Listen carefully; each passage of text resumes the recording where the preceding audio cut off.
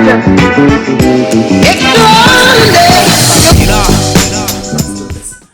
what's up? Hello, good people. Welcome to today's video. It's your boy Sosta, a first-year medical student at Nelson Mandela University, and welcome to this video. As this is a winner to get distinctions, to get merits, to get whatever it is that you want to get. So today I'll be sharing with you some exam etiquette, things that you do when you are in the exam room, or well, during that period of time before you enter the exam room, in the exam room, and after the exam room. So listen closely, listen closely if you want to gain some top tier knowledge on how to not panic. Let me not waste any time and let's get right into it. Okay, so before the exam, before what you're gonna do is that you're gonna take care of business. By taking care of business, I mean that you're gonna do all your prep work before you write. That sounds like common knowledge, it's not rocket science, but it makes the greatest difference. Okay, Ganja, you're gonna use the bathroom before. Like, I don't care even if you don't have to pee, you're going to go pee, because what that prevents your time being wasted while in the exam room, like going out to the bathroom, coming back on elbow. So you're gonna use the bathroom, done and dusted. Yeah.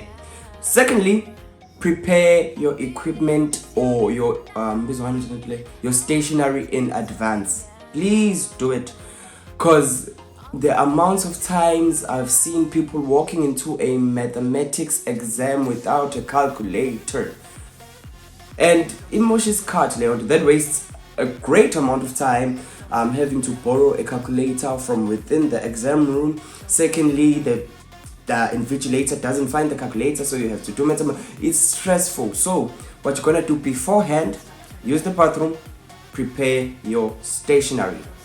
And also, what you are not going to do before you write the exam, you are not going to include yourself in groups.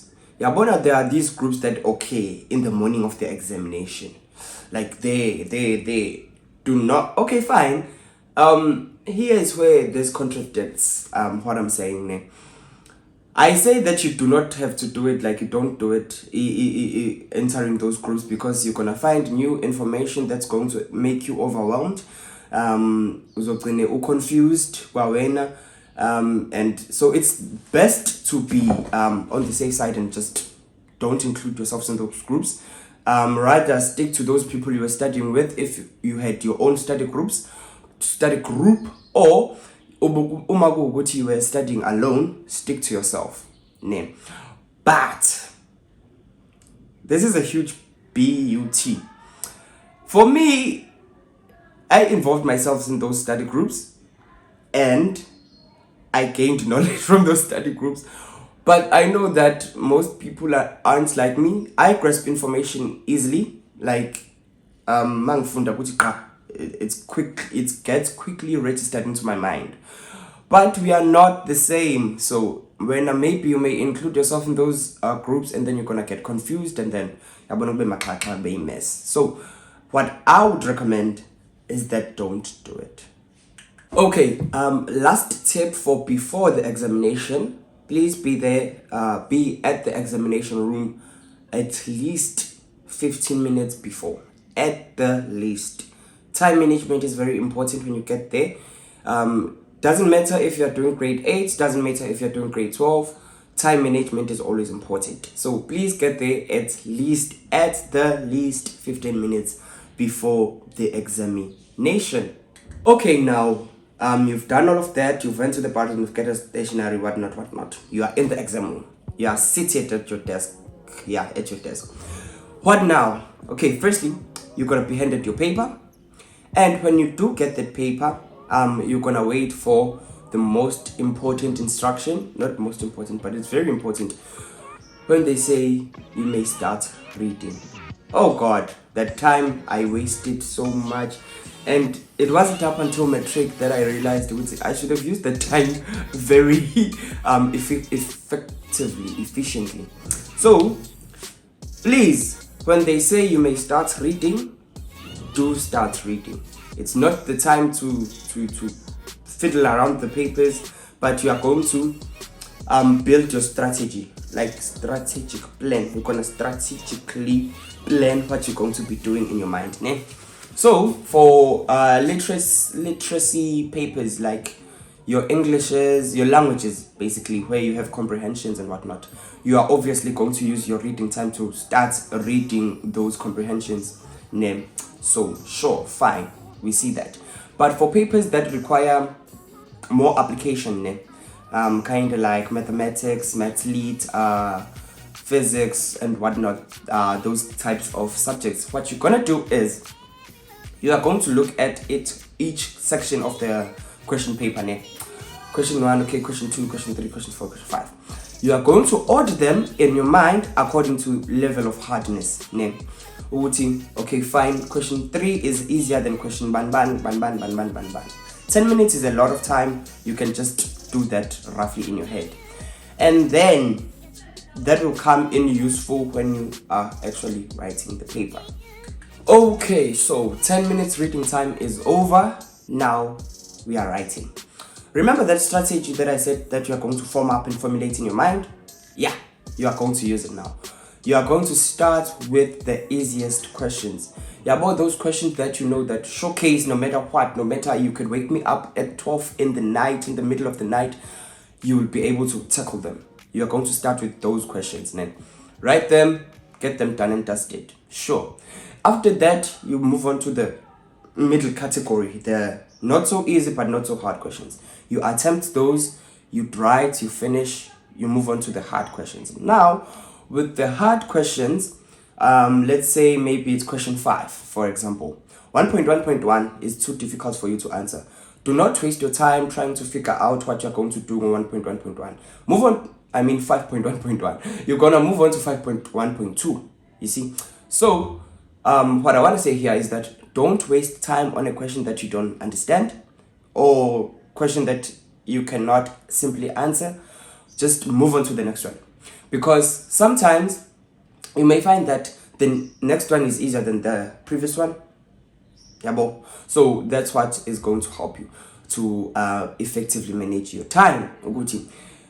Okay, the first one was hard. I cannot answer it. Move on to this one. This one is hard. Move on to this one. This one is hard. Move on to this one. And after that, like when you have answered all the questions that you can answer, if you do have remaining time, you're going to go back and then try to answer those questions that you were not able to answer. Okay, another big tip that we were given by our math teacher from grade 11 is that do not leave spaces. No matter what happens, no matter the difficult test, no matter how difficult the question is, do not leave a space. Rather write an equation or write the wrong definition or whatnot, because what happens is you may find that the papers had some sort of fault in them, and then that question gets scrapped out and you automatically receive marks for that question. But you do not get those marks if you left a blank space. So no matter what, always fill in the gaps that you have. No mangathiwa uthi 1.1.1 God is the answer or something of the nature.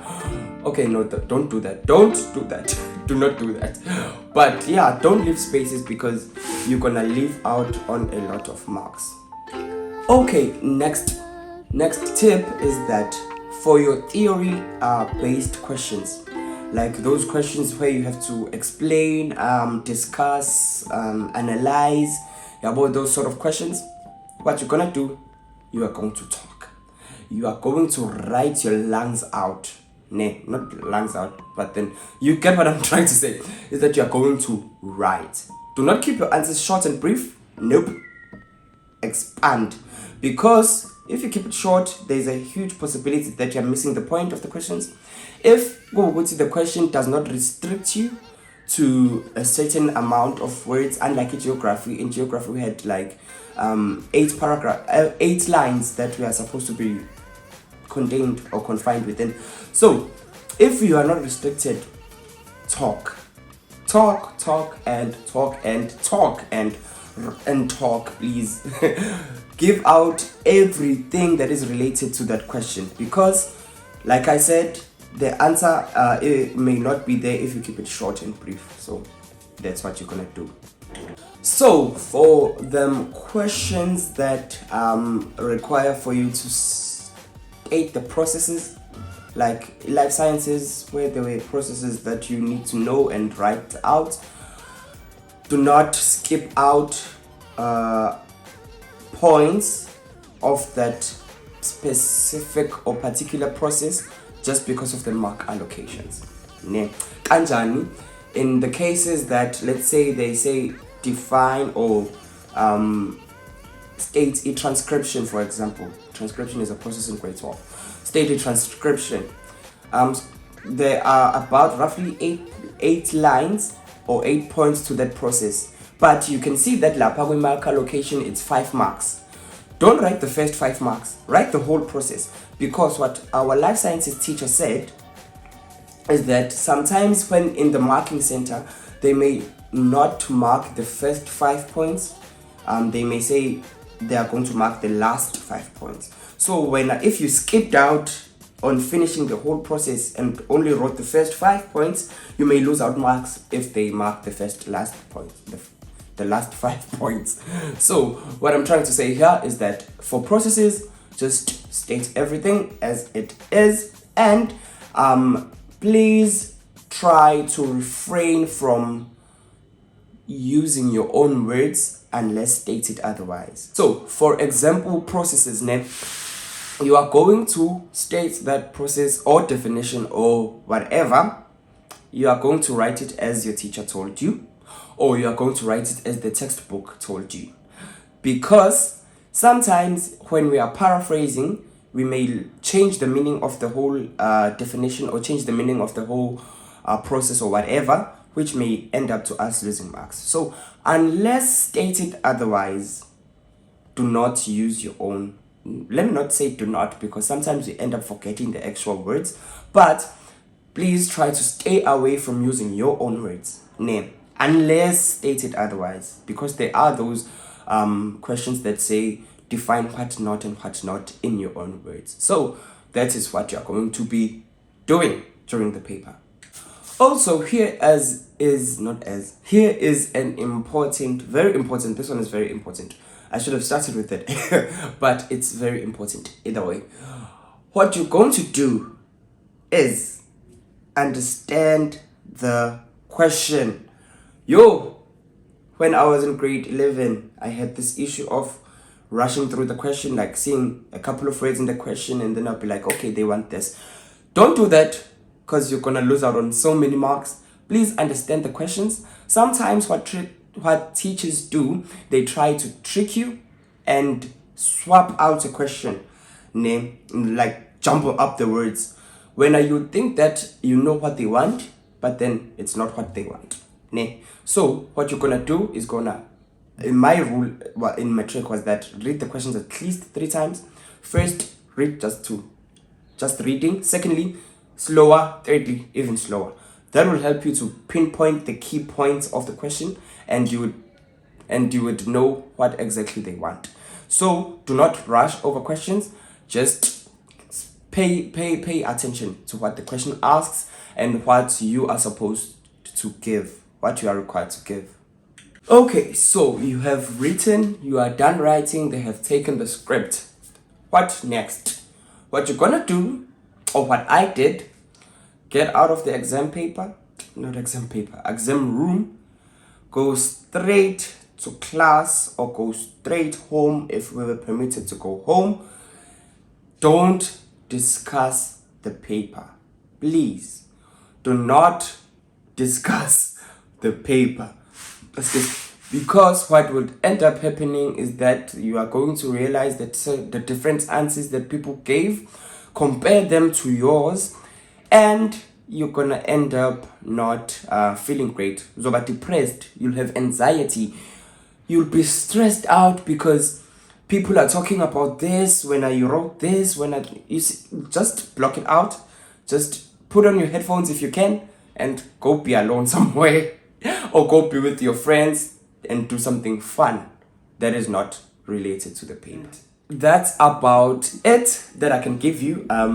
I think that's it. If there is something that arises, I'll make sure to post about it somewhere, somehow. Instagram, Facebook, whatever. I'll make sure to fire up.